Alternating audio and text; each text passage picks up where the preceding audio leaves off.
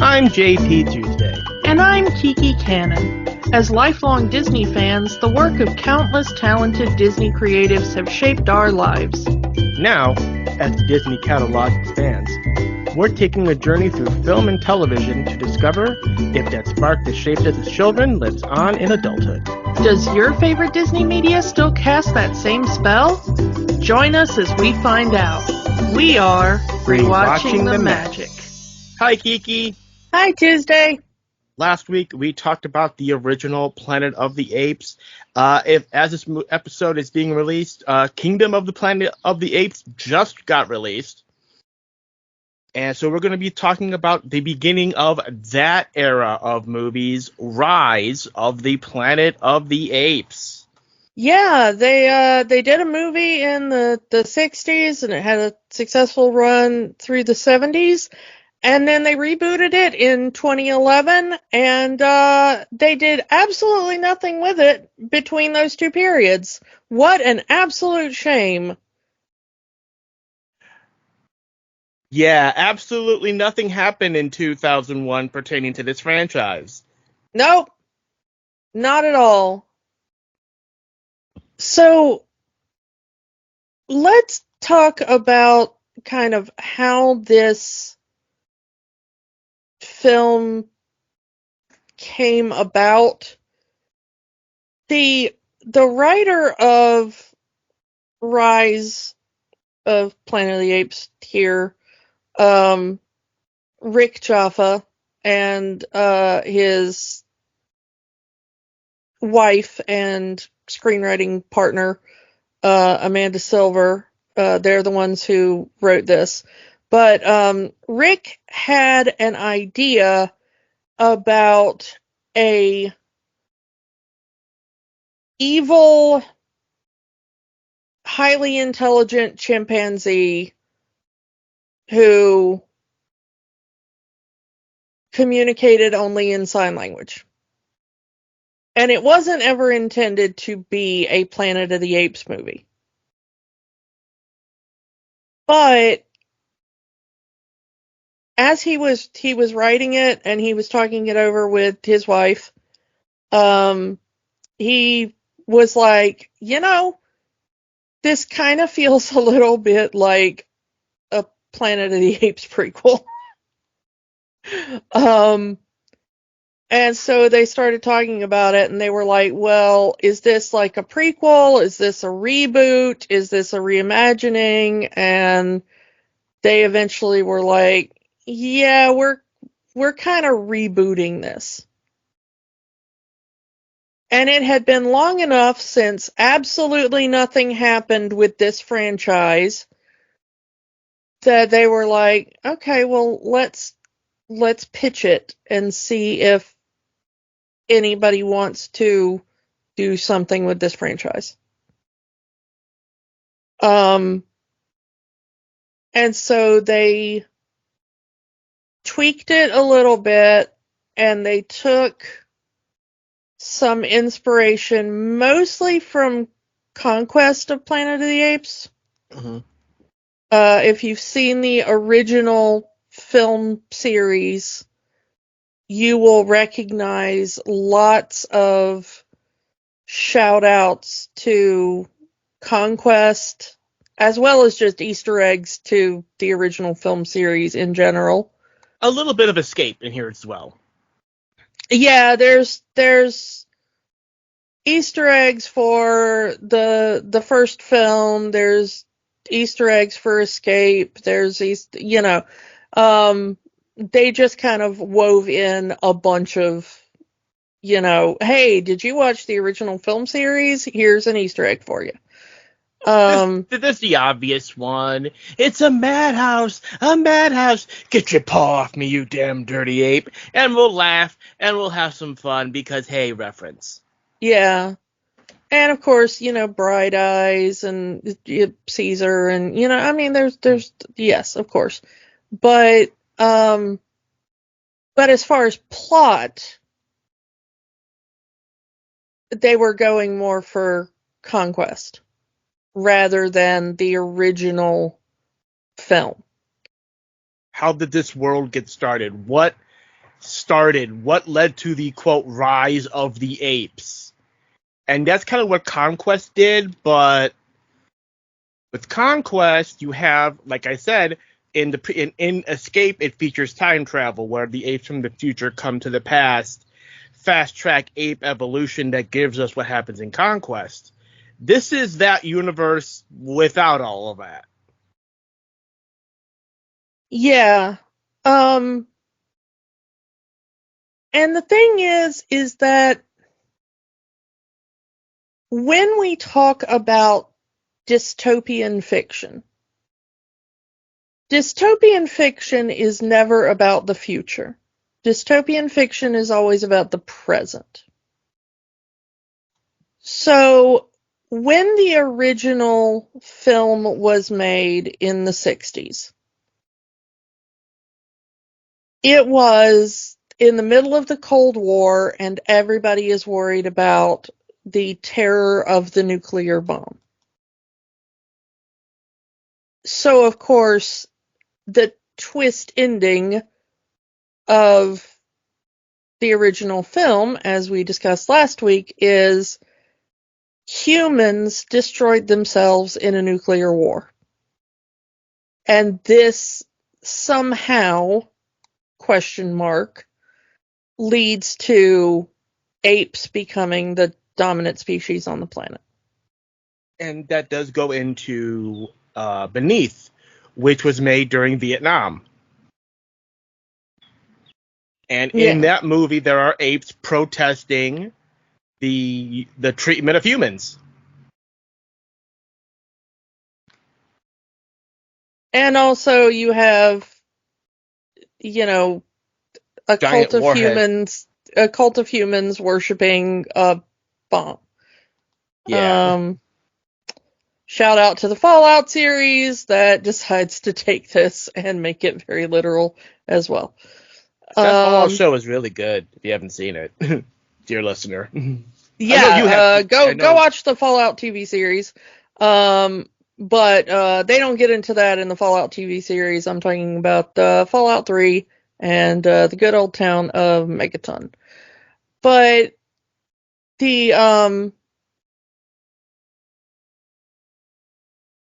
yeah, so, we've in the original timeline of the original, films, you've got this Alpha Omega bomb, which that's an Easter egg that comes back up in War for the Planet of the Apes. And just by the way, we're not going to spoil anything for Kingdom, but you might get spoilers for everything up through War, because these films have been out for years. But yeah, so, that Easter egg of the Alpha Omega comes up in War. But in the original timeline, it was a bomb that could actually destroy all of Earth by breaking it apart, which it did. Thank you, Charlton Heston. But well, Heston wanted his character to die in the movie. There's no way out of that one. Yeah. But, this leads to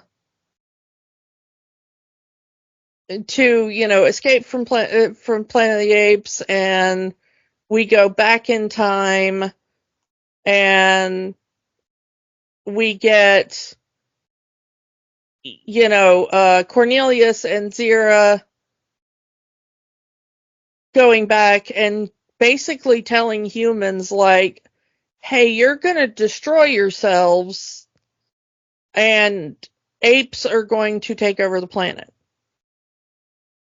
They accidentally kind of start the chain reaction that leads to the apes taking over. About 2,000 years earlier than they said it would happen. Yeah. So apes are starting to evolve faster. They accidentally, from the future, bring the very virus that kills off all domesticated animals, which leads to people having apes as pets.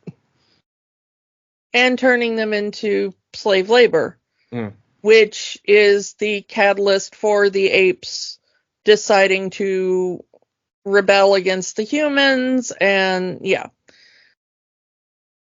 the original series kind of ends up having two timelines almost. Mm-hmm. It does seem like it's a predestination paradox. Sending the astronauts into space is really the catalyst that causes the apes to become the dominant life form on the planet. That, though, even though there is the idea of the apes come back in time and bring with them a virus that wipes out a bunch of humanity and weakens humanity, and then humanity gets into a nuclear war where, once again, we're not really sure kind of how that happens. It's a little weird because It's mud.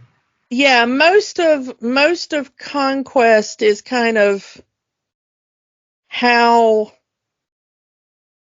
Caesar leads an uprising of the ape slaves. Even in Conquest, they make a reference to that they're in a different lane, that time travels in lanes on a highway, and them coming back in time just shifted their history into a different lane. It's their way of saying alternate timeline. Yeah. But then, in Battle for the Planet of the Apes, it talks about how, there was the humans started a nuclear war. And it's like, well, why? And I'm not really sure we ever fully get the, Mm-hmm. the original series keeps going back to human destruction at the hands of nuclear weapons because that was the big fear at the time these movies were made. Mm-hmm. So, skip to 2011 when we have Rise of the Planet of the Apes. Now, I want to point out that two very different but weirdly connected films came out in 2011. Rise of the Planet of the Apes and the movie Contagion. And if you think about those two movies and the idea of dystopia being what we are scared of right now, that should tell you what we were beginning to be frightened of in 2011. Worldwide virus affecting, a worldwide virus. Who saw that coming? Apparently everybody except governments. Yeah.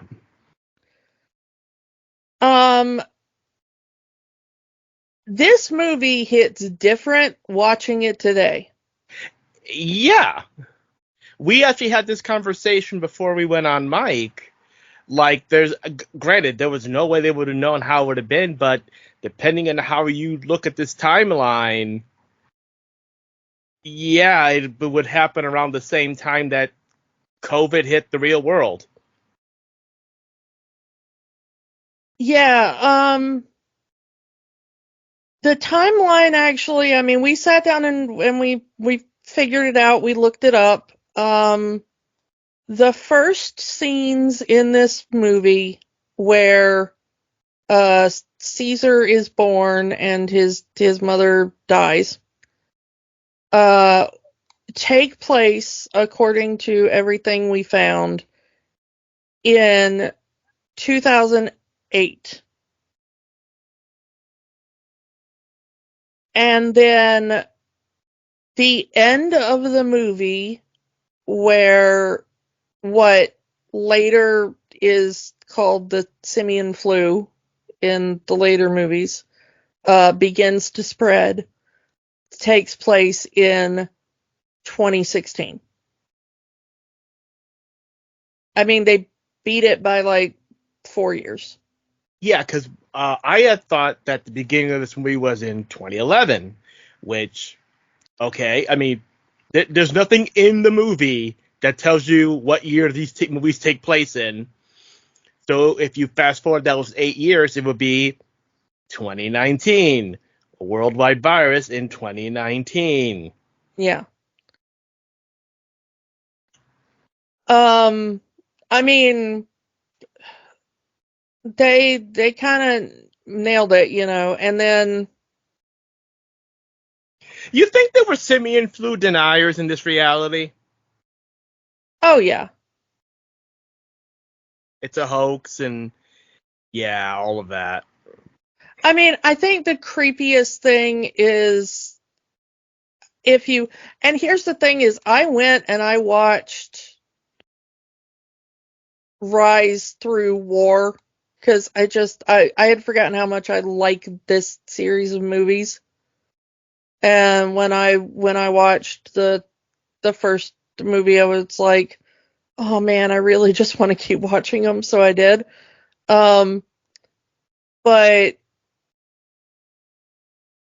when in the beginning of Dawn of the Planet of the Apes, they have an opening that fills you in on the 10-year gap between the first bit of the virus spreading and where we are, where most of humanity is wiped out.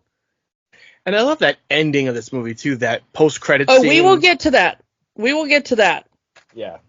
But the opening, you know, of Dawn of the Planet of the Apes, where it like fills you in, and it's showing like news footage, and it's mixing real world news footage with, you know, stuff they made for the movie.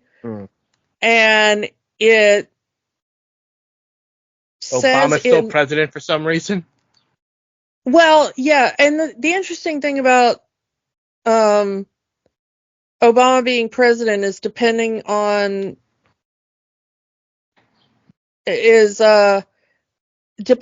depending on how fast it spread, because we're not exactly sure the time period of the spread of the virus. Yeah, we're not sure exactly the time period of the spread of the virus and how long those news reports cover. It does very quickly say that, like, in a lot of places, government, governments have put forth, like,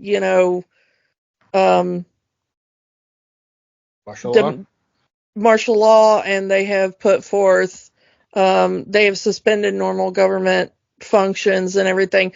So in that timeline, it's very possible that, they suspended any sort of election, and that martial law and that Obama just stayed president until everything fell apart.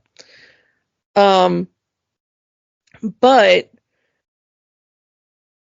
the interesting thing about that, when you're watching it, is hearing the news reporters saying it's very possible that it came out of a lab and stuff, which in that timeline is absolutely true.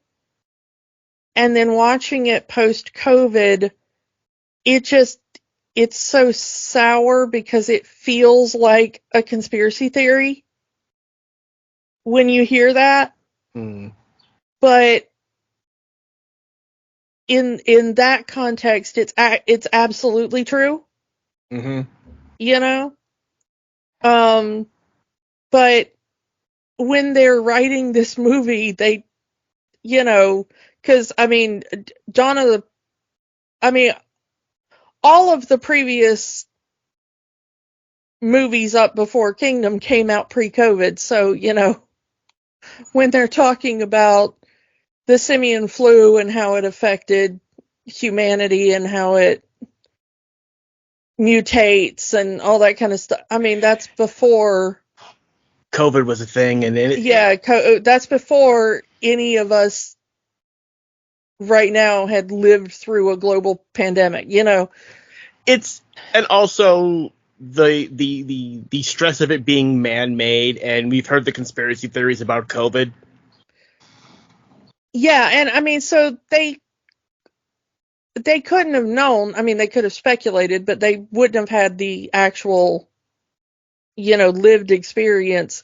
But the fact that you're watching these movies and you're like, oh my God, this is so creepily accurate. Especially now that we're hearing about a lot of neurological issues from the result of having COVID. I mean, I'm dealing with them still. If we find out COVID's made apes smarter, we're screwed. You know what? Bring on the ape overlords. I'm fine. I'm fine with it. I mean, for the listeners who may not know, I made it until like just a couple of months prior to this recording, having not had COVID. And I consider myself very fortunate in that, because I have a lot of health problems, and I'm very glad that I had several rounds of vaccine to boost me before I finally contracted it, because even with all of that, I am still suffering issues from what does appear to be long COVID, which was one of my fears once the vaccine came out, at least. And we understood long COVID was a thing. I am having neurological issues from that. We don't know if it will go away.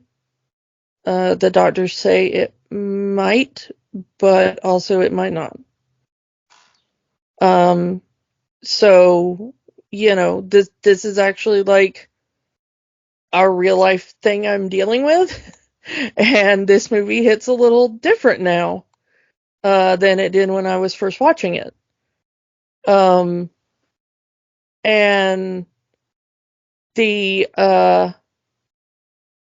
interesting thing is, though, is that they kind of did their research when they were looking into the drug that James Franco's character is trying to develop. Because this is not a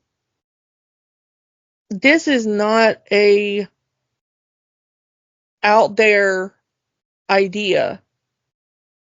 This is the sort of thing that we do in science, using a viral base to give medicine. And his whole thing is coming from a place of love. He wants to find a cure for Alzheimer's to save his father. Yeah, John Lithgow playing the father there. But, as the old saying goes, the path to hell is paved with good intentions. Well, the thing is that is pushing it too fast because he knows that his father doesn't have the time to wait for proper trials. And that is the thing that sucks about doing science properly. And I do hate to say that. Because he wants to push forward with human trials After one success. Yeah, after one success on one chimp. Bright Eyes. There's your first Easter egg to the first movie. You know, he sees that Bright Eyes has, you know, her neurological pathways are building new cells and her intelligence is going up, and so he's like, okay, it works. Let me do human trials on my father. And his boss, Jacobs, played by David Oyelowo, is like, no, it's just one chimp. You gotta do more tests. And he's like, okay, my father's dying. I can't wait for more tests. He goes straight to the board with his findings to try to get more funding to speed along the trials, which, again, he's doing this out of a place of love. And it would have gone good if Bright Eyes hadn't gotten aggressive. And they think that it's cause of the drug. The drug is causing aggression, but we find out it's never overtly said in the film, but when they caught Bright Eyes to be the test subject, Bright Eyes was already pregnant. And when the drug went into Bright Eyes, it also affected the baby chimp within, and the baby chimp within, which has become Caesar, has that same drug. Yeah, and she was just trying to protect her baby. Mm-hmm. And instead they killed her and killed all the other chimps too. Because they deemed the entire thing a failure. James Franco's chimp handler is like, you know what, I just killed a bunch of chimps. I can't kill a baby chimp too. It's too cute. You take it home or you kill it. I'm out. Goodbye. And James Franco's like, okay, I'm going to take it home until I can find a chimp shelter. And immediately he falls in love with the chimp. And you know what? This is the one time that I'm like, okay, I'm 100% on this dude's side. Because if you handed me a baby anything, well, except for a baby human, but if you handed me like a baby animal for more than like 0.5 of a second, I am immediately falling in love with that thing. I forget where it's from, but it's like that one line. I think, I've only had Arlo for a day and a half, but if anything happened to him, I would kill everyone in this room and then myself. But the thing is like, I will say, okay, so Andy Serkis plays Caesar throughout this movie, except for Baby Caesar. And Baby Caesar is played by actual human baby. Oh. Yeah, they put a human baby because they wanted the, like, weird movements that babies make, because they can't control their limbs and stuff. And so they did motion capture on, like, actual infant, and then they overlaid it with, like, chimp CGI. There are no actual apes anywhere in this movie. Never once do you see an actual animal. The effects of this movie were done by Weta FX. You might have heard of them. They've done things like the movie Heavenly Creatures, but movies you may have seen like The Lord of the Rings, Van Helsing, X-Men The Last Stand, Fantastic Four The Rise of the Silver Surfer, Chronicles of Narnia, Prince Caspian, and like 3 Avengers movies. Yeah.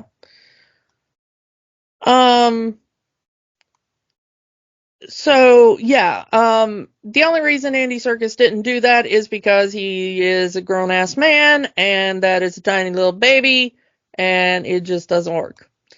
But yeah, beyond the baby thing, everything else is Andy Serkis. But I just thought it was neat that they basically just handed them a human baby and was like, we'll CGI over it. Can you imagine putting a baby in a mocap suit? I don't know if the baby was in a mocap suit, but it probably was, which is weird. I want to see the unedited footage if that was a baby in a mocap suit. Because we've seen the unedited footage of Andy Serkis acting in the movie, and he is acting. Like, it is in his body movements. He has the dots on his face to record his facial movements. I absolutely love watching footage of actors, before they put the CGI over them, because it's really fascinating to watch the process. The funny thing is if you've ever done acting classes, if you were ever at a theater major or theater minor or anything like that, the big joke for pretty much always was, okay, now we're going to do animal work, be a giraffe or something. And then it was always like, why am I doing this? When am I ever going to use this? I'm never going to be a giraffe, And now you actually might in a big budget Hollywood movie. In the fifth Lion King movie, if they ever get that far. But you know what I mean? It's so No. weird. You know what?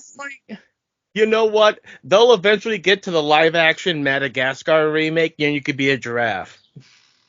Yeah, it's so weird because it's just generations of acting students will be like, when is this ever going to come in handy? And Andy Serkis is like, this is my entire career. I mean, he was Gollum, and then he became Caesar. And in between that, he was King Kong. Yeah. So, I mean, this wasn't even the first time he played an ape. Mm-hmm. Yeah, so, James Franco takes home Caesar, and I want to make a note before we go further. James Franco, not the first choice for this movie. First choice was his Spider-Man co-star, Tobey Maguire. So can you imagine the timeline where Tobey Maguire was in this movie? I mean, honestly, I think it doesn't really matter because the humans don't matter. Yeah. Because this really is Caesar's story. Andy Serkis is the star of this movie as Caesar. Yeah, I mean, it's really weird because in the original Planet of the Apes, while you are supposed to have empathy for Zira and Cornelius, you are really supposed to feel for Charlton Heston's character, you're supposed to feel for Nova, you're supposed to feel for all these poor, mute humans that are being rounded up by the apes, It's supposed to be, it's a madhouse, and, why are the apes doing this to the poor humans and stuff? The interesting thing about this movie is that basically from scene one, which is humans showing up in the jungle and capturing apes. Another kind of reference to the original film, but it's reversed. Yeah, it's meant to make you think of the scene where the apes show up and start capturing the humans in the first movie. From that first scene where we see the capture of the apes from the apes' point of view, we are basically supposed to be empathetic to the apes, which is a complete reversal from the original film. Eventually, in the film series, it becomes the Apes story. You know, once we get to Escape from Planet of the Apes and stuff like that, we start feeling more for the apes. But in this reboot, we are immediately supposed to be on the side of the apes. Yeah, when they say they were going back to the beginning, they meant the beginning. As in, you know, Caesar being the first ape to rise, as it were. And I like that. And, you know, there's the analogies there of, you know, what am I? Caesar asked that question, you know, what am I?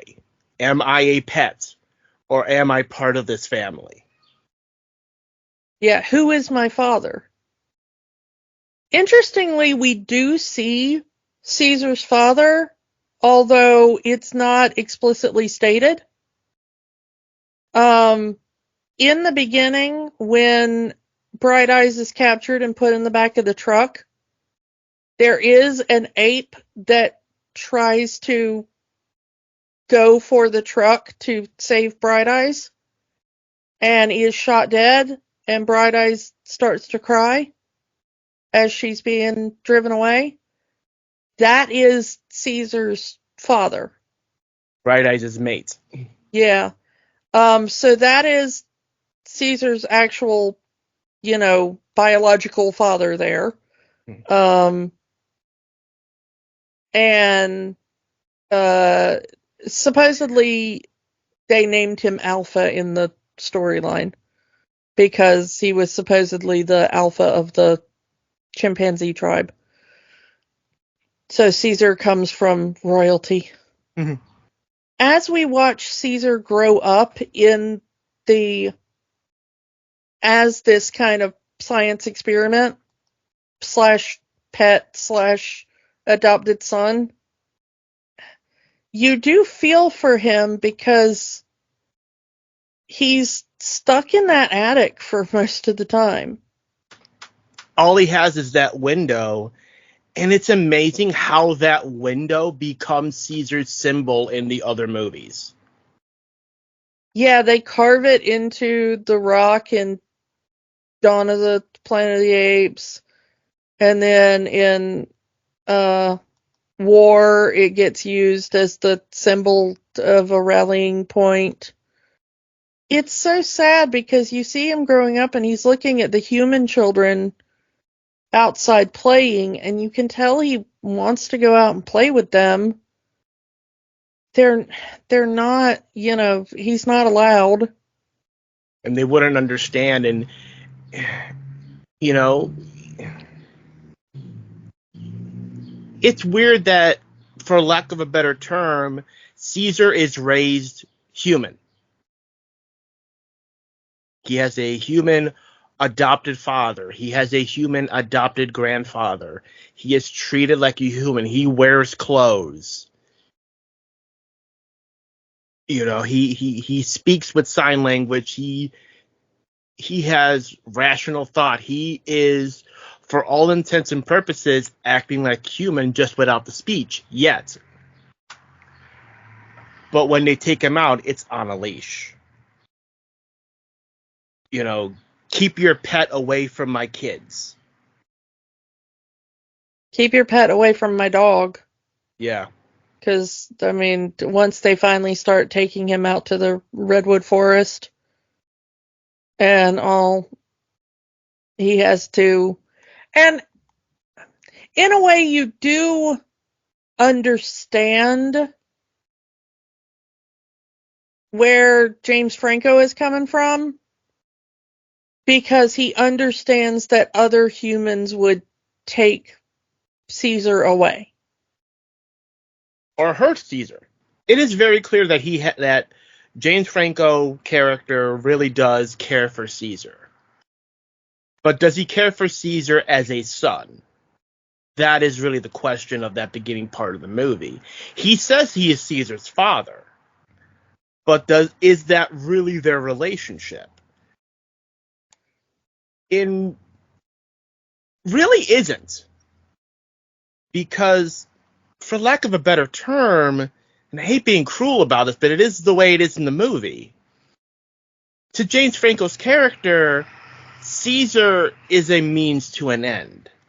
Proof that this drug works and that he can save his father. He really never fights for Caesar until after his father has passed away. But by then it's too late.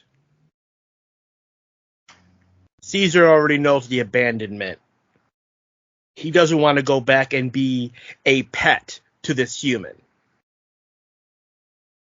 John Lithgow's character treats Caesar more like family. He names him. Yeah. He quotes Julius Caesar, and that's how he gets his name. And I think that's because he doesn't know why Caesar is there or what's important about Caesar. He just sees him as a baby, basically, when he first comes into the house. Member of the family. Yeah.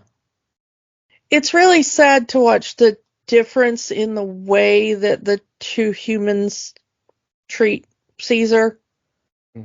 Because John Lithgow treats him in a very, it's a very family kind of way. But James Franco is very much like, hey, time to do your tests. Let's teach you more things. Let's see how much, your intelligence has grown. He's still a lab subject. Yeah. And then, of course, the problem becomes, at least as far as the drug is concerned, we find out that while the drug is stable in apes, humans eventually develop an immunity to the virus that is carrying the drug. And it will eventually the immune system will fight the carrier virus. And so John Lithgow starts reverting relapsing back to his previous state. Worse, actually, yeah. Yeah. So James Franco goes back to his boss and he's like, hey, I proved it on my father, but, he's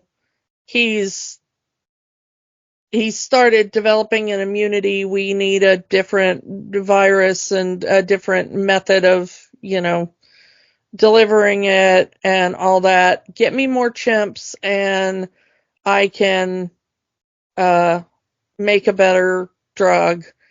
And for some reason, the dude's like, yeah, sounds great. But he does hold it over him. Is that I could end your career in a second, but this drug is worth more money than that, so we're going to make sure this happens. Though I will give this, Caesar is a hell of a wingman. Because James Franco ends up hooking up with the veterinarian that takes care of Caesar. Yeah, there's the neighbor who we got to talk about, the wonderful David Hewlett, Dr. Rodney McKay. Shout out to him. The man who dooms the world because he's a douche. But yeah, David Hewlett is a pilot, as we find out. And he's also just a douchebag who lives next door to them and he hates Caesar, and he keeps getting into fights with Caesar, and at one point he injures Caesar, and Caesar has to go to the vet at the zoo, and the vet is really hot, and Caesar's like, hey, you and her need to mate, and James Franco's like, I'm down, and the vet's like, yeah, your chimp is cute, and I want to be around him, so yeah, I'll date James Franco, I guess. And I love her reaction when she finds out the truth. This is wrong. You're fighting nature. What you've done to Caesar, what you've done to your father is wrong. There are, of course, the ethical concerns about animal testing. Yeah. But the thing is like, this is how we get medication. Yeah. I mean, the thing that's wrong with what James Franco did was that he skipped too many of the safety precautions. Because you can't just do like, I did one test and now I'm going to go right to human trials or whatever. And we understand why he did it. He wanted to save his father, but that blindness risked too much. Lovingly irresponsible was the word I described it to you off mic. Yeah. He is irresponsible because he's skipping too many steps in the process, but he's doing it out of love because he is so desperate to keep his father. There's no mother around, so we can assume that the mother's dead. With his father being the only family he has left, he's going to fight to hold on to that as long as he can. When Caesar gets into trouble with the neighbor again and has to go to the ape sanctuary, he says, I'm not losing them both. I will not lose them both. Can we also point out that this movie, hits a lot different after watching Nope? I haven't seen Nope. Okay, yeah, I mean, spoilers for the first, 5 minutes of Nope, but Nope does begin with a rather brutal chimpanzee attack. And this is the first time I've rewatched this movie after having seen Nope. And both the original idea for Rise of the Planet of the Apes before it became a Planet of the Apes movie and the opening to Nope were based on actual real life stories of chimpanzees who were kept as pets who attacked humans. And so even though we understand why Caesar attacks the neighbor, he's protecting his clan. Well, yeah, because the neighbor is, John Lithgow has a relapse and he gets in the neighbor's car. Thinking it's his. Yeah, not realizing it's not his, and he ends up crashing it, and the neighbor is like, I'm going to call the cops on you, and he starts getting a little physical with John Lithgow, and Caesar is like, hey, you don't lay hands on my grandpa, And they get into a fight, and Caesar ends up biting off the dude's finger. But that kind of aggression, the vet had warned James Franco when Caesar was still cute and little that very quickly he was going to be a very large, powerful animal. And she even says, I love chimpanzees, but I am also terrified of chimpanzees. And anyone who works with, like, wild animals in rescues or in zoos or, anything like that. And I'm not talking about like the Joe Exotic type of idiots. I'm talking about like actual scientists and caretakers who know what they're doing. That is what all of them say. We have some of those near where I live, and I know people who work at them, and that is what they all say. You have deep love for these animals, and you also have a deep, not fear, but like a deep, terrified respect for what these animals could do if lines are crossed.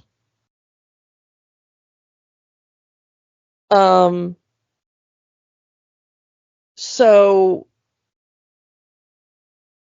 the vet understands things that James Franco doesn't, because I think he does see Caesar as a pet,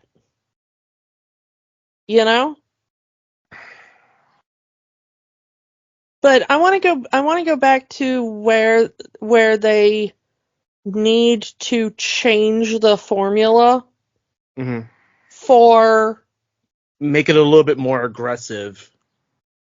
Yeah, because the ape immune system is playing nicely with the virus, I guess you'd say.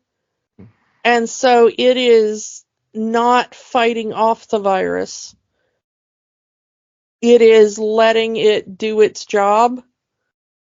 Whereas the human immune system is fighting it and needing more and more treatments. The apes, you give them one treatment and they're fine. They don't need anything else. It can even pass through in utero. But humans, James Franco keeps having to give John Lithgow more and more doses.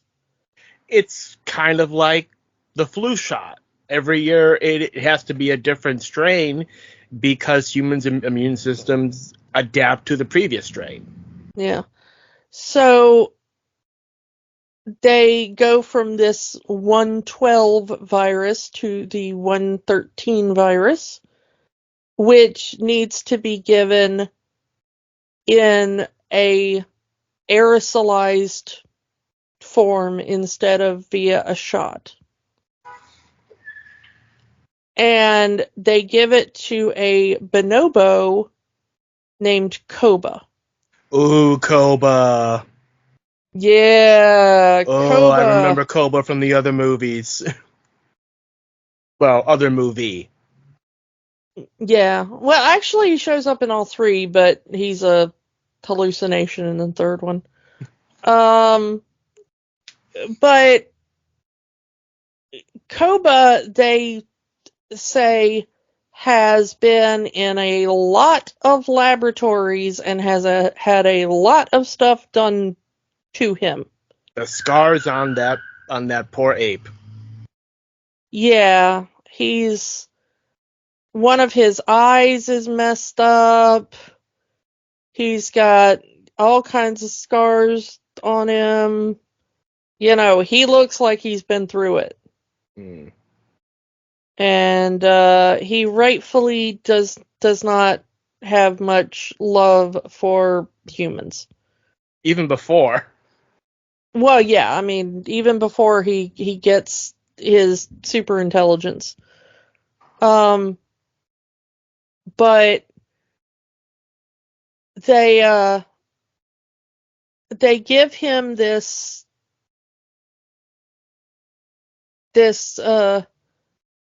virus, and he fights back and infects the chimp handler. And this is where the spread of the simian flu starts. Yeah, he becomes patient zero, although I'm not sure people realize it. Most people blame the neighbor pilot douchebag because, hey, he's a douchebag, let's blame him. Because the chimp handler, he's a nice guy. He loves these animals. Like we just mentioned, it hurt him to put these animals down. Yeah. So for him to be the first one infected, the first one to die. Well, and the thing is that this also kind of goes along the trope of the guy that gets bit in the zombie movie and then doesn't tell you he's bit. Yeah, he does pull that bit. I'm fine, don't worry about it. Like, he clearly has already breathed the stuff in, and he just casually puts his gas mask on. No, I'm fine. Well, the thing is that he makes an offhand comment to James Franco, and James Franco doesn't pay attention. So it's also kind of James Franco's fault. Because, they have the accident in the lab, which James Franco witnesses. And then, like, a day later, the guy is, like, coughing and sneezing. And James Franco's like, "Are you okay?" And he goes, "Yeah, that ape's got a better immune system than mine." Which, like, red flag much? My dude, you just watched him inhale a bunch of experimental virus, Mm-hmm. Maybe get him tested.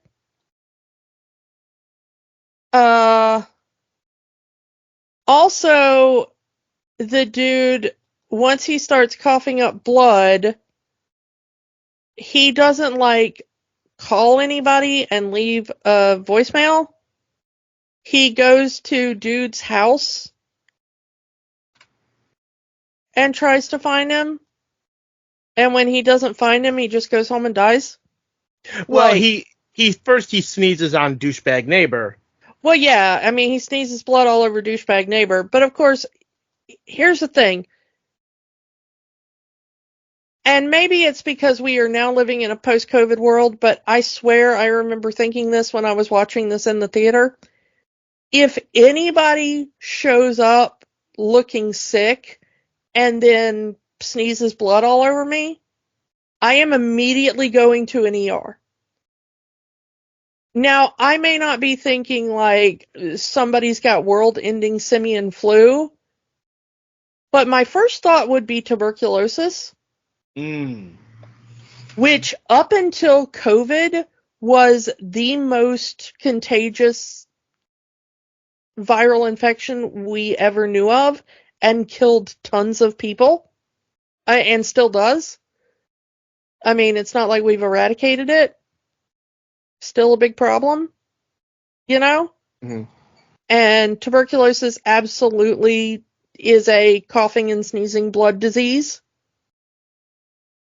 So, like, if somebody shows up and, like, coughs blood on me, I'm immediately going to an ER. I'm not just going to be like, ugh, well, now I got to go take a shower and go to work. Like, no, to hell with that. I'm immediately going to a doctor and getting tested for all the things, Yeah. And we're putting out, like, an APB on that guy. Because there's a dude going around sneezing blood on people, and maybe we should quarantine him for all of the things. Mm-hmm.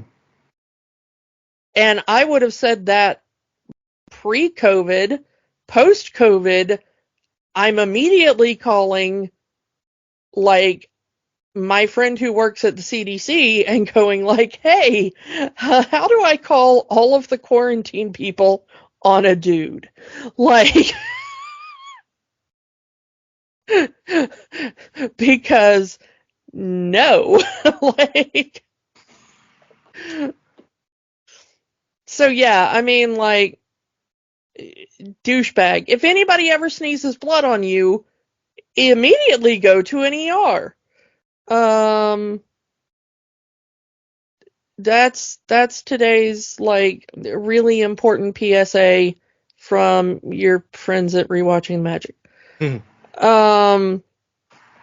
But yeah, so, like, I don't know.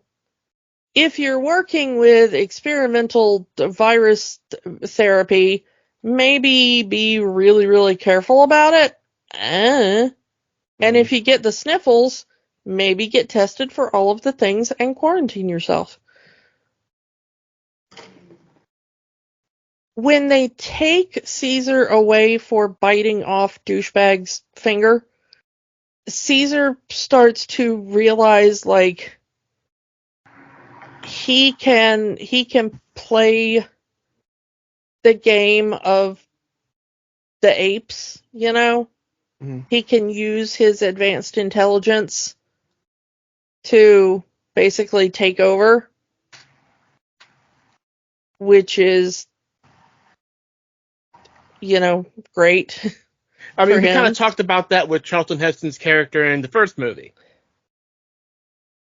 But he gets picked on by the other apes in the sanctuary. They rip his clothes off. He ends up finding Maurice, and they are able to communicate through sign language because Maurice is a circus orangutan that can do sign language. So they communicate. He tries to rally the troops together. They can, this is where we get the first instance of apes together strong. That if they work together, they are stronger than everybody else. And then Maurice kind of goes, yeah, apes together strong, but apes are also stupid. And then Caesar's like, wait a minute, I know a way to make apes smart. So he's like, he breaks out. I love that breakout scene. Yeah, that is a great breakout scene. And it shows that he could have gotten out of there anytime he wanted to.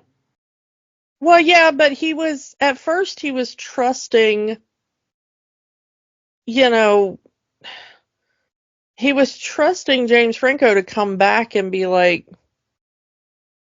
I'm gonna come get you out. And then James Franco just kept going like, no, I'm leaving you here. I'm leaving you here. And Caesar's like, I do not understand why you're abandoning me. He even draws the window on the wall to have some semblance of home. But when he realizes James Franco is not going to get him out of there, taking the torn shirt that he's kept and just wiping the wall, wiping that window, that fake window he put off, and just giving up hope of ever going home. Yeah, I mean, it's so sad. The one thing I want to say about Maurice is that's kind of another callback to Conquest, because Caesar in Conquest is a circus ape.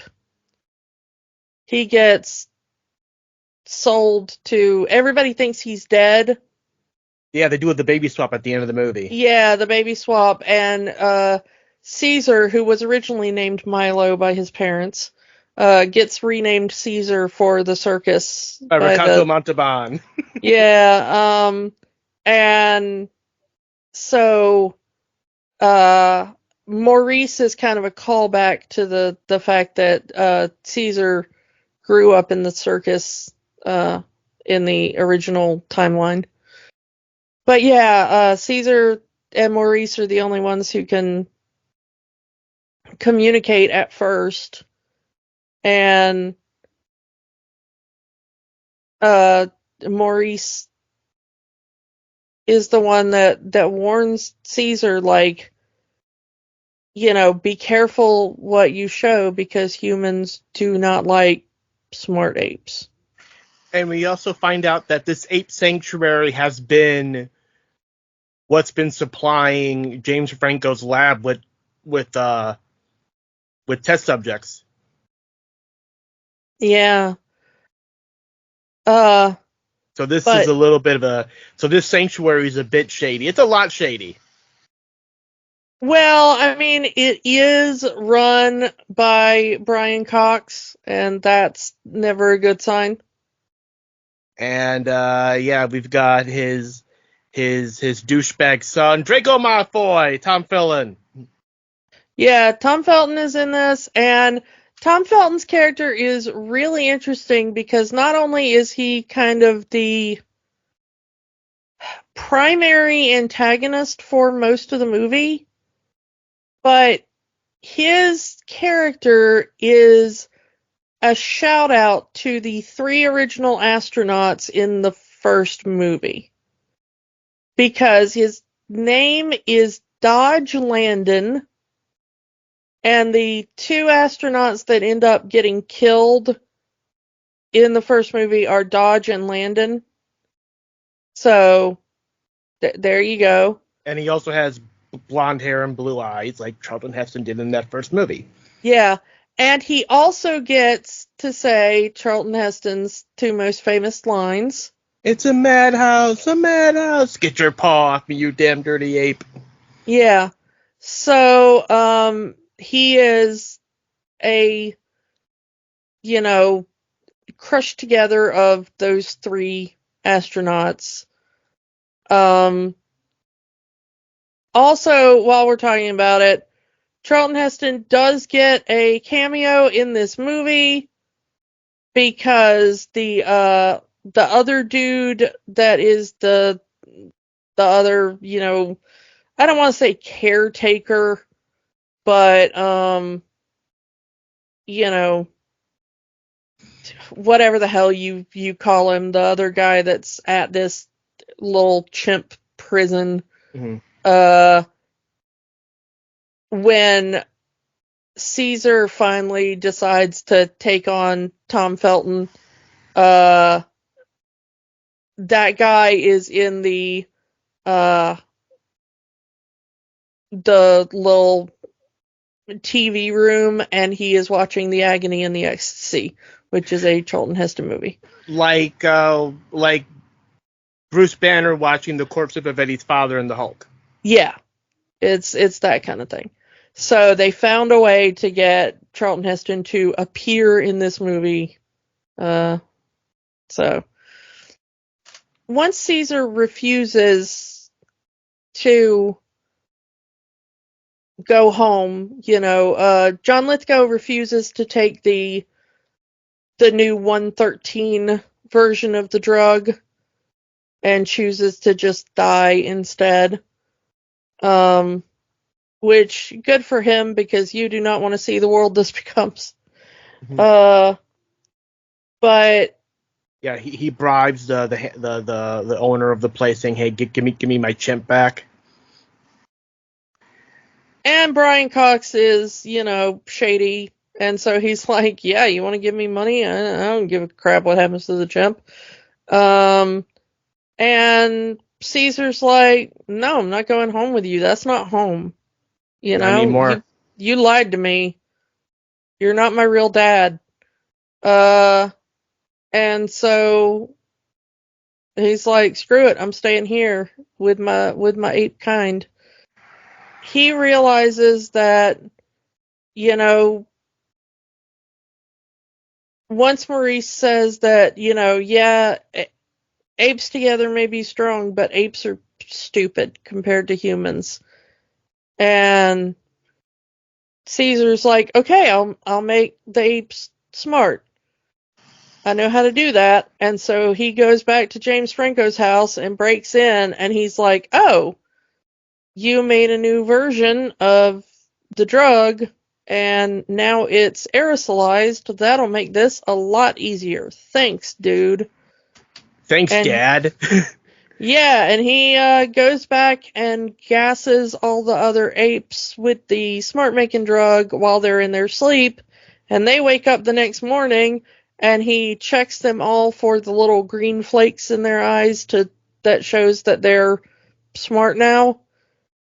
And he's like, okay, I'm your leader. I'm going to teach you how to be smart. And that is a good scene where Brian Cox keeps looking out into the thing.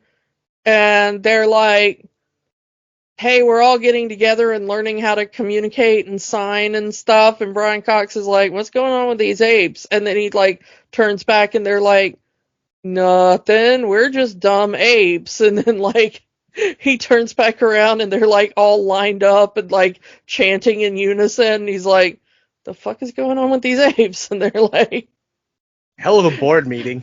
yeah, like I will admit that's like such a well done scene where Brian Cox is like, what is going on with these apes? And they're like, nothing, we're just dumb apes.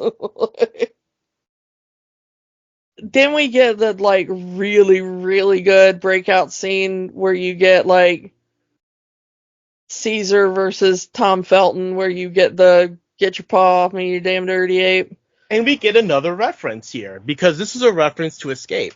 And I love that it's a reference to Escape.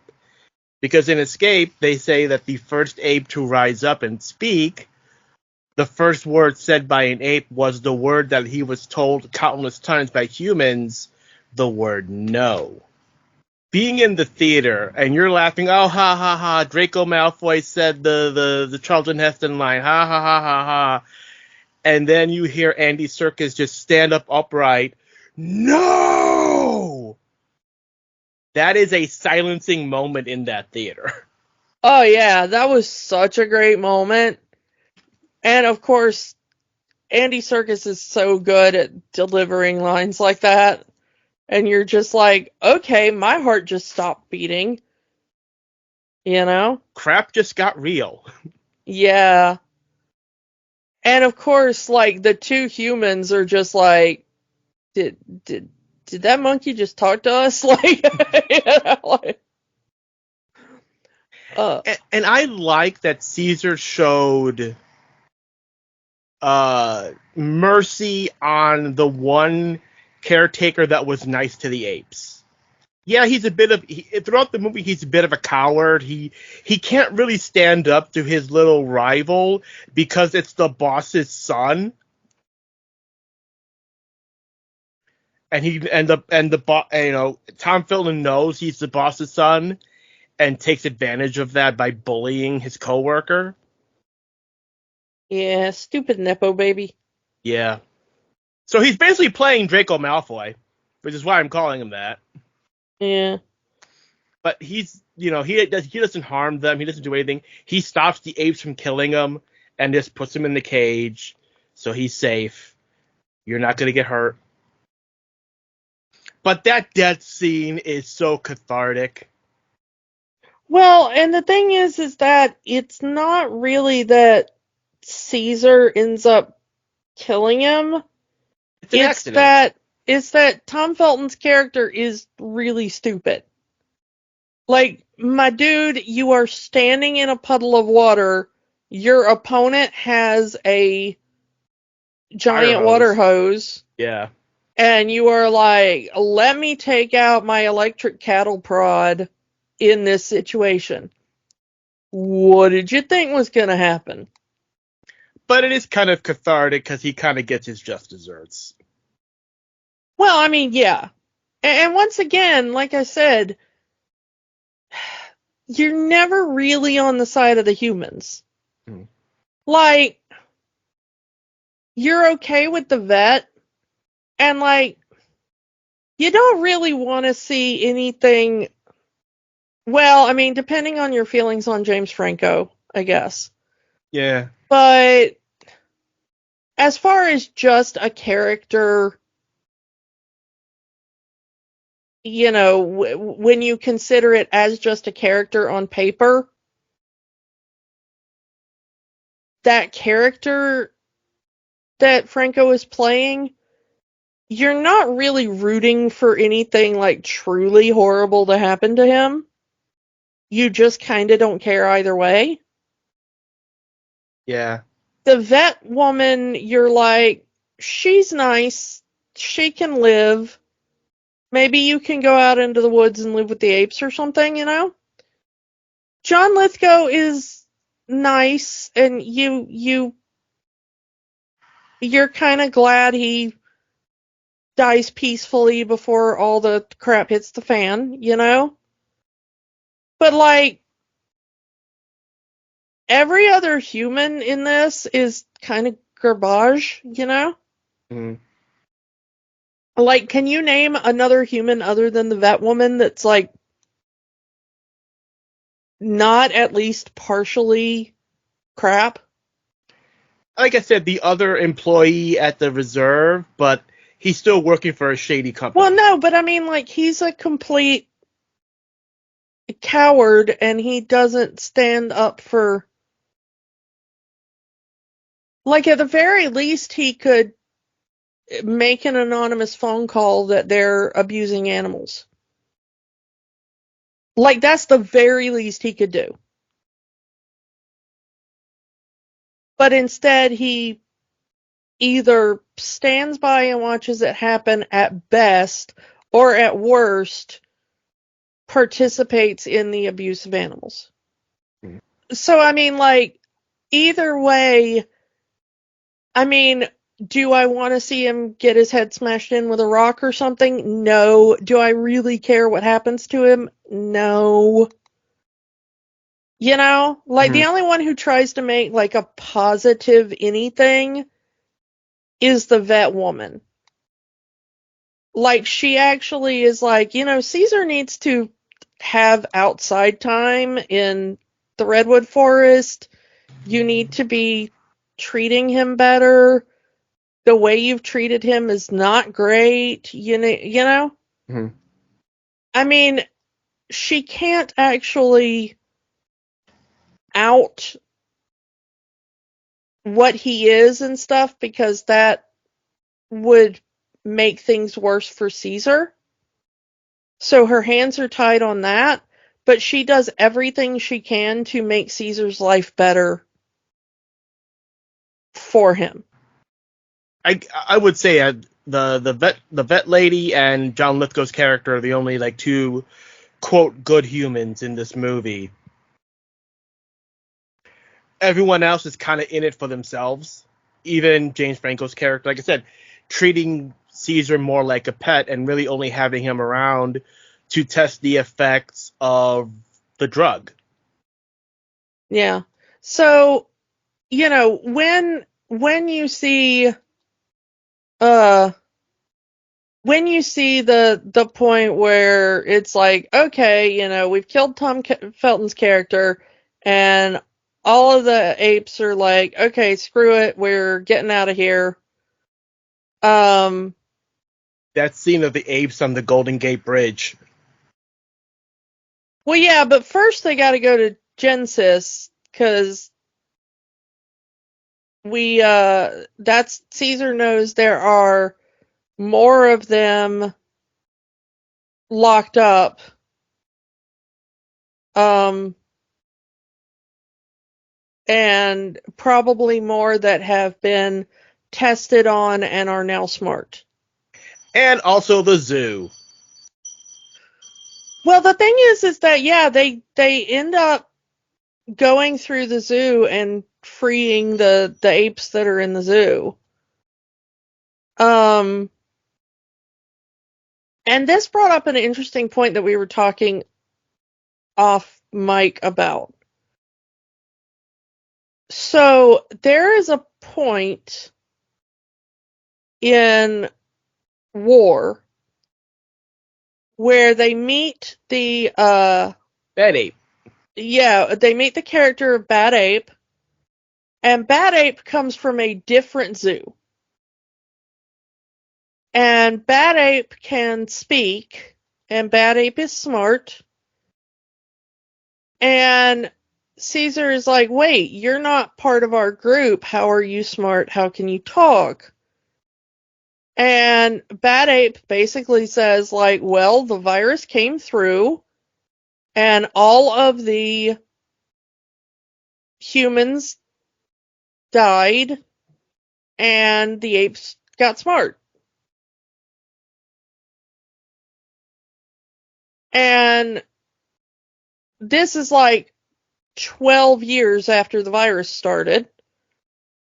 And for seemingly the first time, Caesar goes like, wait, could there be more smart apes out there in the world?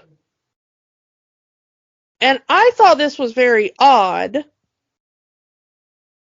because in Rise here, we see that they free the Genesis apes, not all of whom have been tested on when they are freed, and they free the apes in the zoo at the very least. Okay? There may have been other apes that get freed from other places. But we see at least those two groups of apes get freed. Any apes that were in the zoo and any apes that were in Genesis. Now, the guy that runs Genesis tells the cops that most of the apes are just following. You have to take out the leaders. So he knows that not all of them are smart. I think he doesn't realize how many of them are smart because he doesn't know that Caesar stole those canisters and put the stuff in there. But how many apes were in that sanctuary, quote unquote? What do we see, like 20? Yeah. Or something? Okay. So there's like one gorilla, one orangutan, and the rest are chimps. Yeah, one orangutan and then like a bunch of chimps.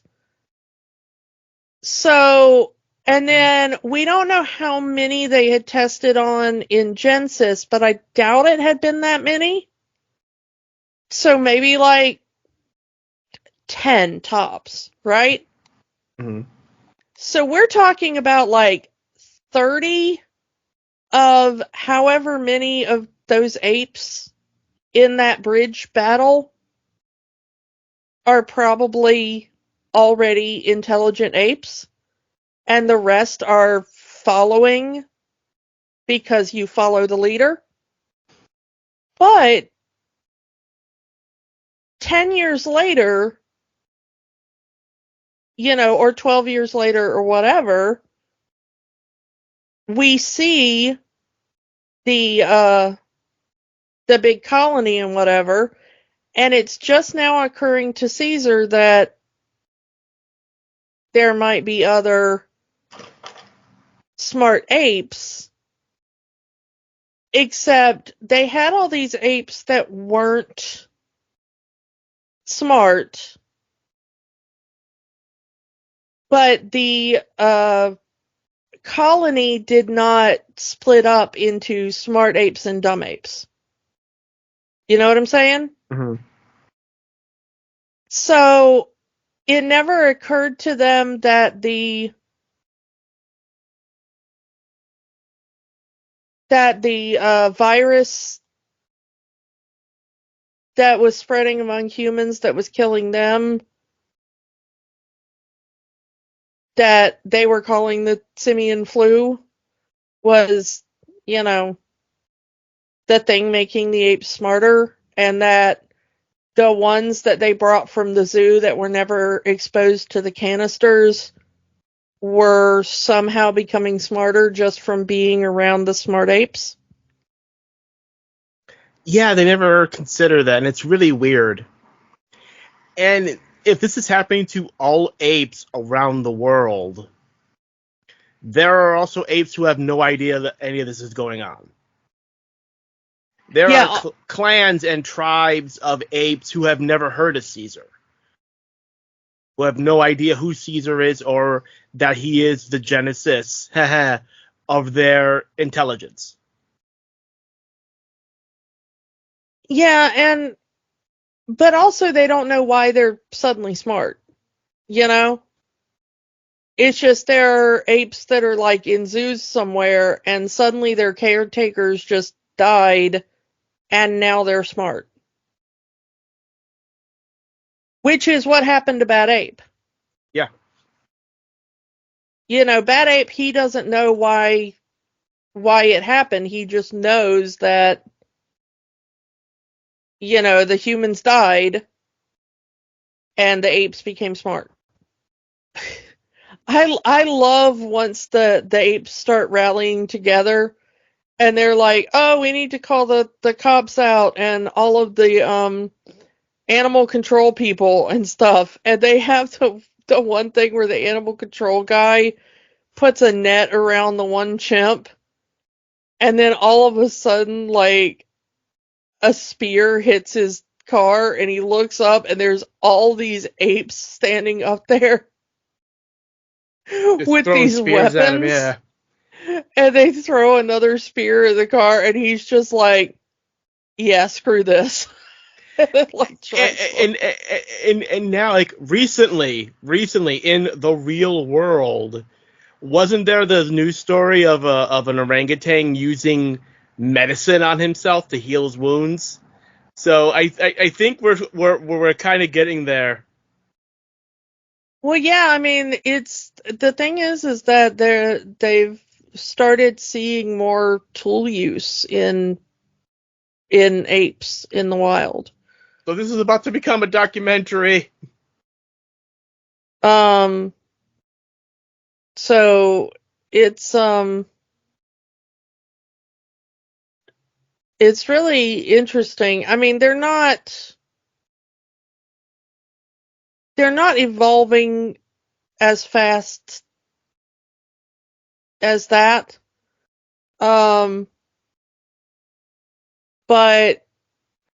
it is interesting to note that there are certain animals that are beginning to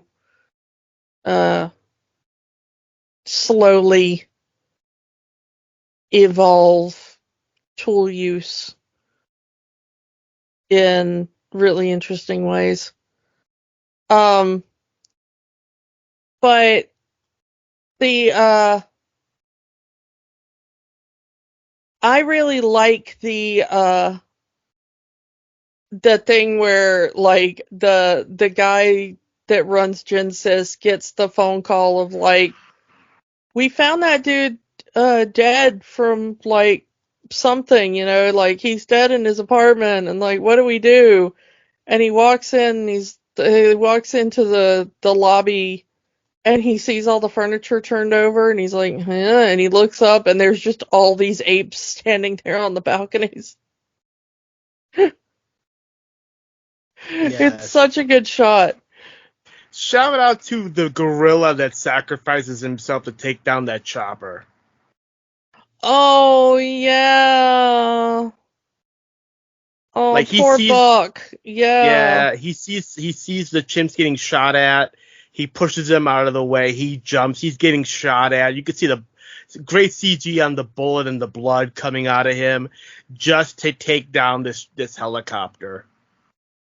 My favorite part of that, though, is that the guy who runs Genesis is still alive in the chopper. He's the only one, and it's, like, hanging on, and he's, like, trying to get out of the chopper and onto the bridge, and then Caesar walks up, and he's like, come on, you know, take my hand, help me. And Caesar steps back, and then Koba steps in, and he's like, no, not you.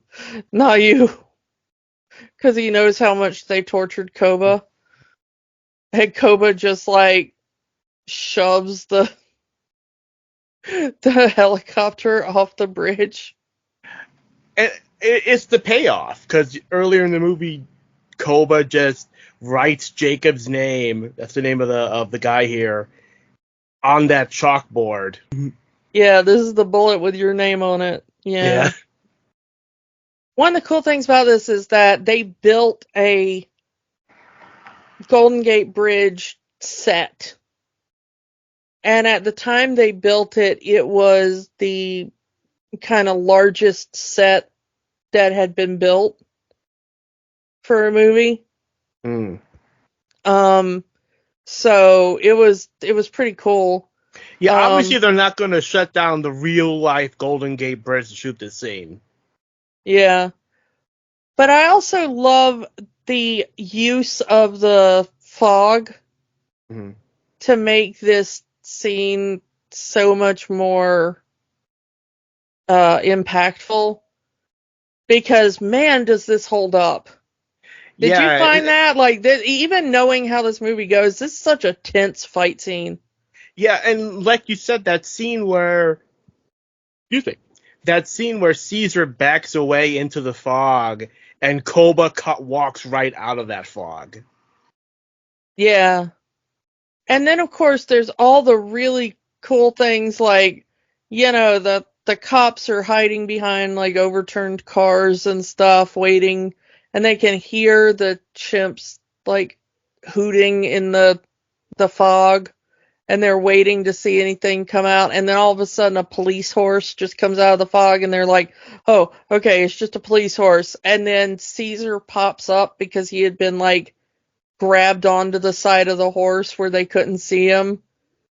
And then he's like, basically like does the like attack kind of call, and all of the chimps like fall from above out of the fog. Because of course they've been hanging on to like the cables of the bridge in the fog above them.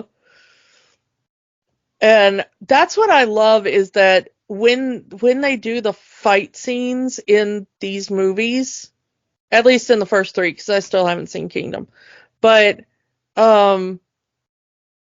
when they're doing the human versus ape fight scenes, they never forget that apes have abilities humans don't, and would have different tactics. The use of their prehensile feet and all that in their fighting. Yeah, and the fact that they would think more three-dimensionally because they can climb. Mm-hmm. And that humans would not immediately think about it. Humans don't really think to look up in a battlefield scenario. It just, if you're fighting another human, you're thinking along a two-dimensional plane. Just that visual of those chimps climbing up the Golden Gate Bridge, it still holds up. Yeah, the CGI in this is so good. Yeah, I mean, some people have said it doesn't, but to me it does. All the CG in this movie amazingly holds up.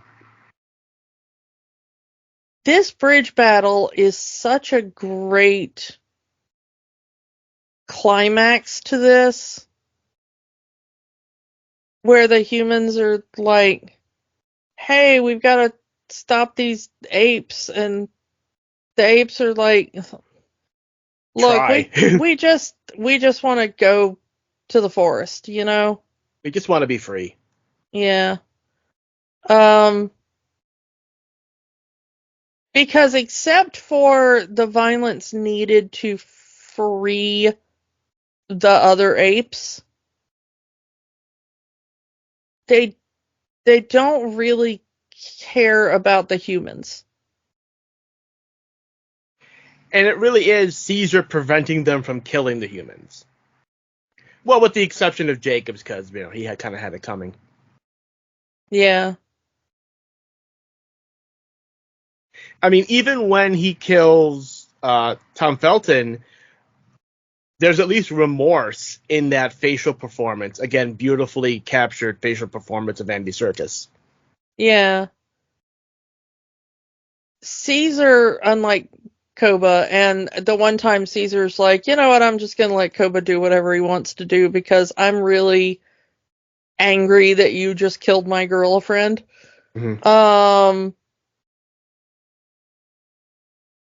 Caesar doesn't actually want to harm any of the humans. Like, he's defensive, but that's it. And that goes through the other two films. He rules with compassion. Yeah. The thing is that the humans are exactly the opposite. Mhm. You know, from the moment that the initial test subject apes are captured in their natural habitat, you know, because they capture the ones that they can, but they kill others. It's completely arbitrary. You know, if you can't capture it, then it doesn't matter. But especially from the moment that they just shoot Bright Eyes dead. Yep.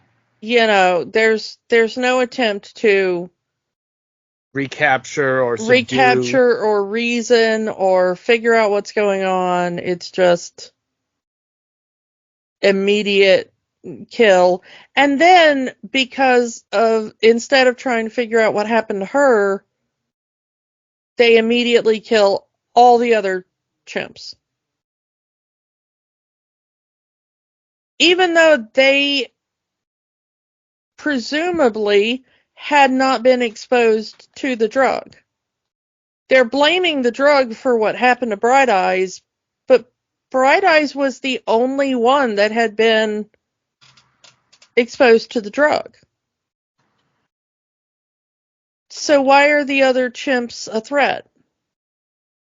If the drug was what caused Bright Eyes to have an issue. Just to do it, I guess. Yeah, and it shows just the cruelty of the humans towards the apes from the very beginning. Is that before we even meet Caesar, humans have killed so many apes for no reason. There is no reason for that much. I mean, you could say that they thought Bright Eyes was a case of self-defense. But so many of the rest of them were just, you know, completely unnecessary. That final scene with James Franco and Caesar, this has to stop. Please come home. And that he brings James Franco close and says Caesar is home. That house, that window, that's not home for him anymore. Especially when, who knows, James Franco might just put that leash back on him. And he's never going back to that. Now he's a leader. Now he's with his own kind. This literally is the beginning of what would be the Planet of the Apes. And it's a great ending. He's there in that redwood forest where they took him, and it was the first time he really got to go outside and be an ape, you know?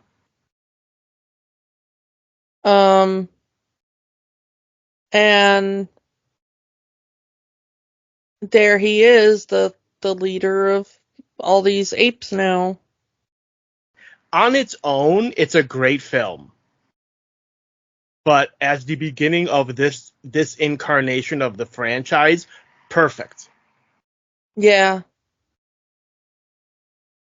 But that's not the end of this movie, because we have a mid-credit scene. And we talked about it a bit earlier. Douchebag Neighbor is a pilot.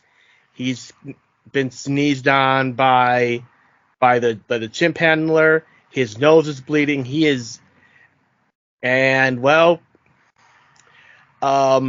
I can tell you from experience that airports tend to be germ central. People will travel whether they're sick or well, with or without masks.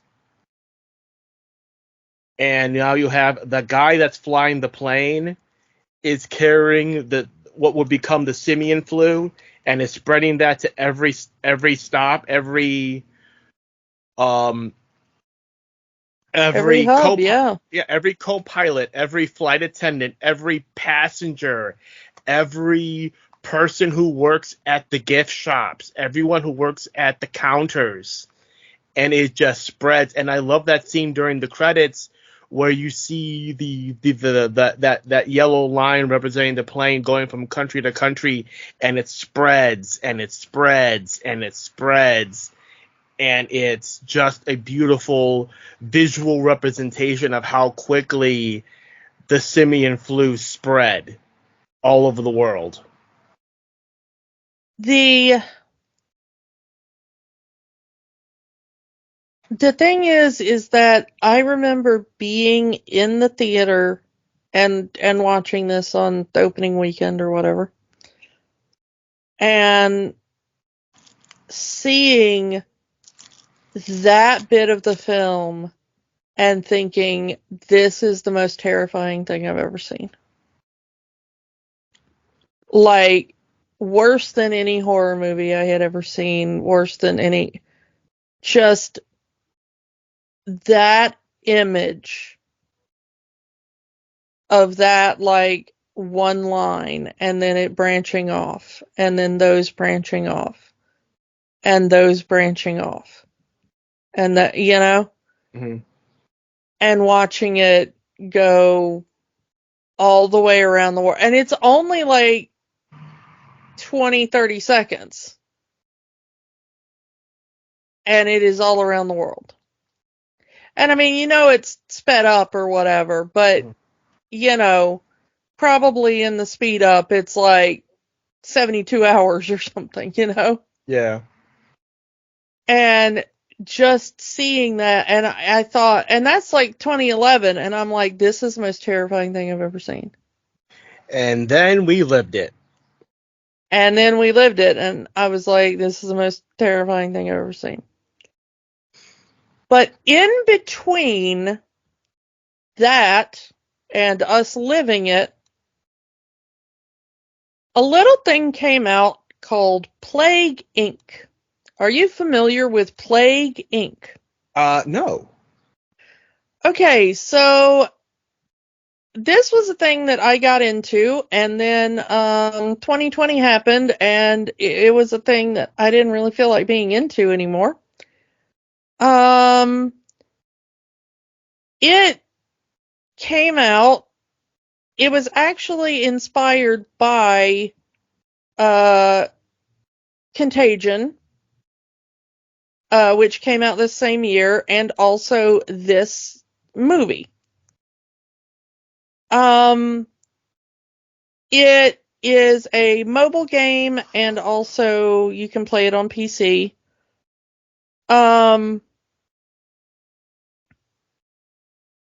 It is a simulation game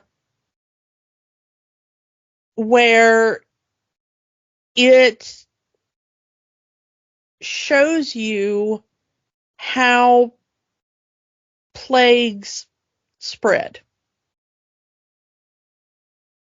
And it came out in like 2012 at first.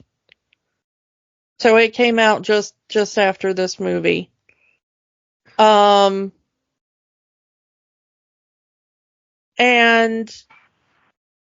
it is so scientifically accurate that they actually worked with the Center for Disease Control.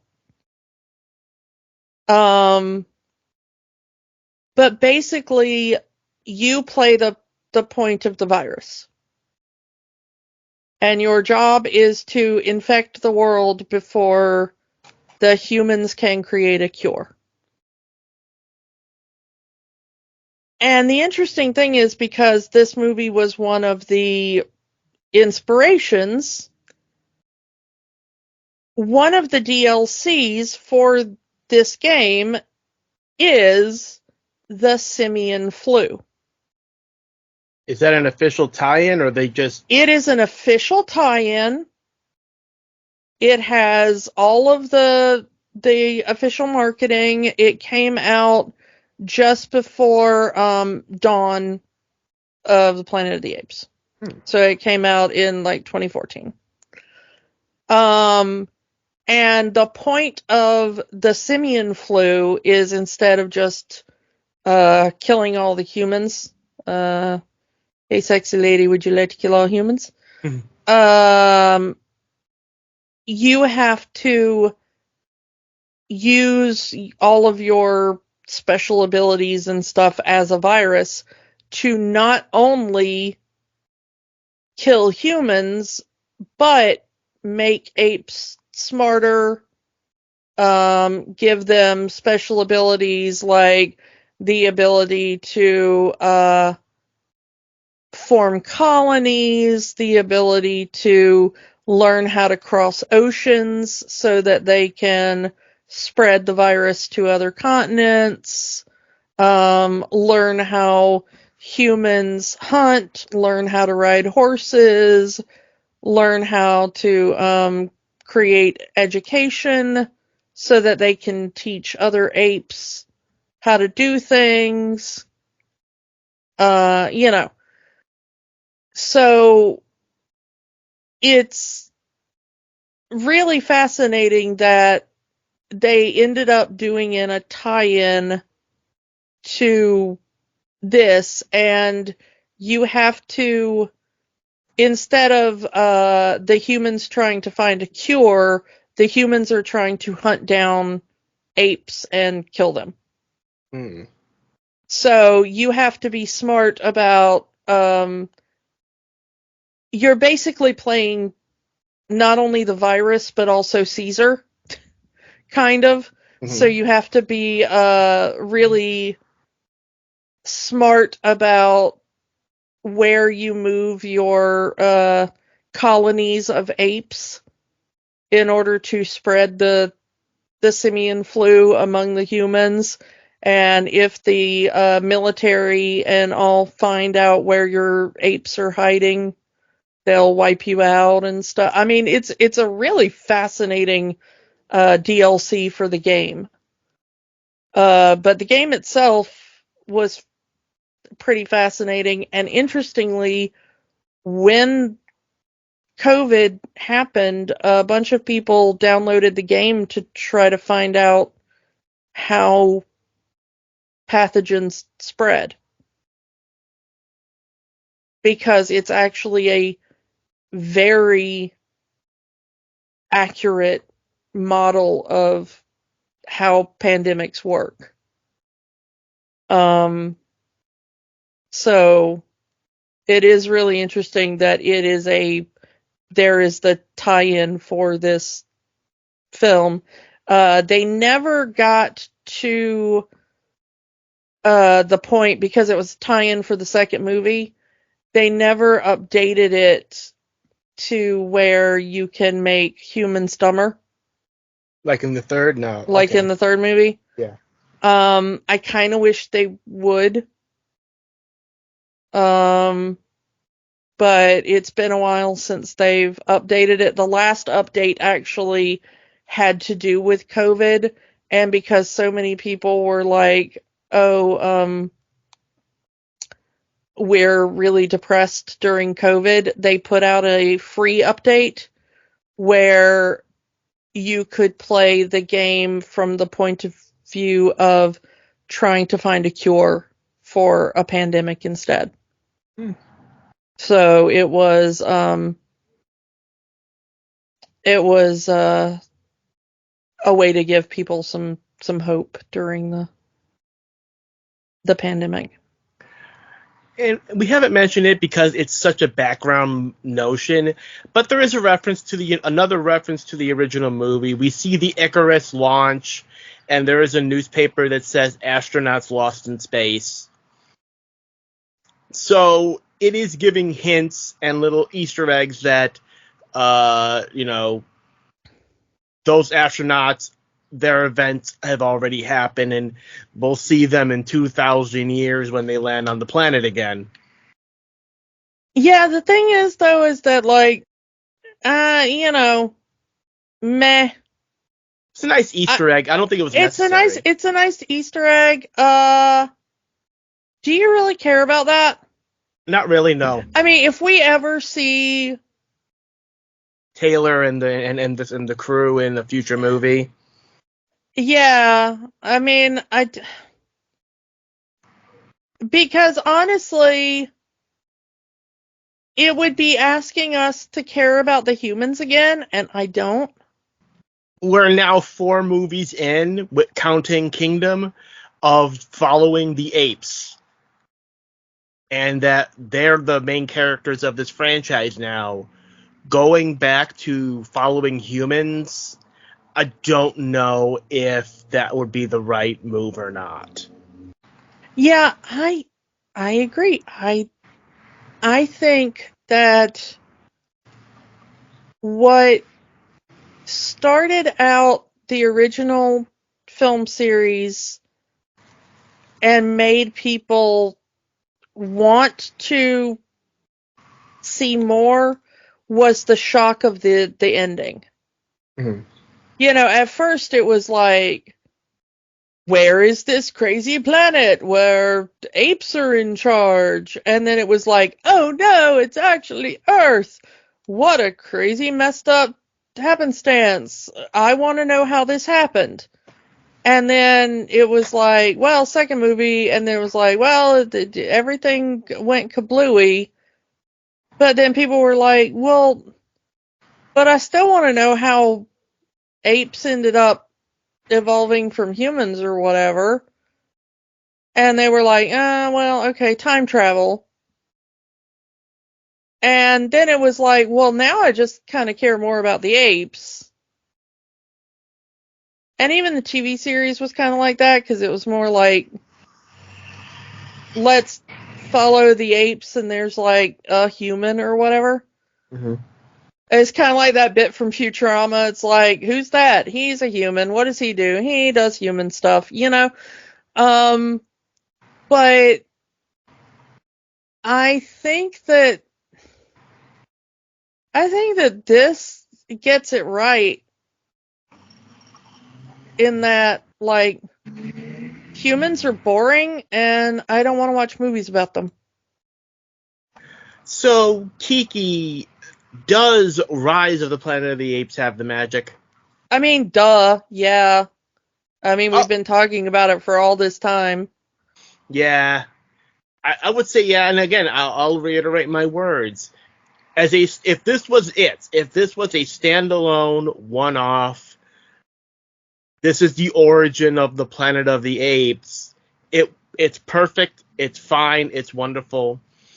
As the start to this current franchise, it is perfect. Especially, again, now we're going into the post-Caesar era, where we're seeing what this world that Caesar and his apes started, where that is going, however that is going to go to wherever they want to go. Right now, they could take it anywhere they want to take it if they want to. Yeah. So this is a great movie. It's worth, if you haven't seen it in a while, do so. If you're just getting into the franchise now with the new film, I would definitely go back and watch the previous 3 films. Watch the original film if you want to. Not necessary to this story that they're telling with these 4 movies so far. Go back to Rise and go from there. That is my recommendation. Next week, as we are recording this episode, the news has come out of legendary B-movie director Roger Corman passing away. We couldn't do it the episode this week because we already had Rise of the Planet of the Apes on our schedule. But next week, a special episode dealing with probably one of the most well-known Corman movies that is still on topic to this podcast. We're finally ripping that Band-Aid off. Roger Corman's Fantastic Four, the unreleased movie. We've talked about doing this one for a long time. We never got around to it, and this seems like the perfect time to do so. Yeah, I mean, really sad news, but man, what a life, and we will get into that next week. So come back next week for Roger Corman's Fantastic Four, and we will talk to you all next time. Bye. Bye. Don't let the magic stop here. Join our conversations on Facebook, Instagram, and Threads at Rewatching the Magic. We are on the X, formerly known as Twitter, at Rewatch the Magic. And new episodes are available every week at rewatchingthemagic.podbean.com. Remember, the magic is for everyone. It only stops if you let it. Podcasts are fun. But there's work to be done. We encourage you to get involved. Here are some organizations we support. The American Civil Liberties Union fights for the constitutional rights of all Americans. Find them at aclu.org. The National Network of Abortion Funds helps people find access to safe abortion services. Their site is abortionfunds.org. The Trevor Project provides a 24/7 crisis helpline for LGBTQ youth and education services for schools on LGBTQ issues. They can be found at thetrevorproject.org. Or find a way to help in your area.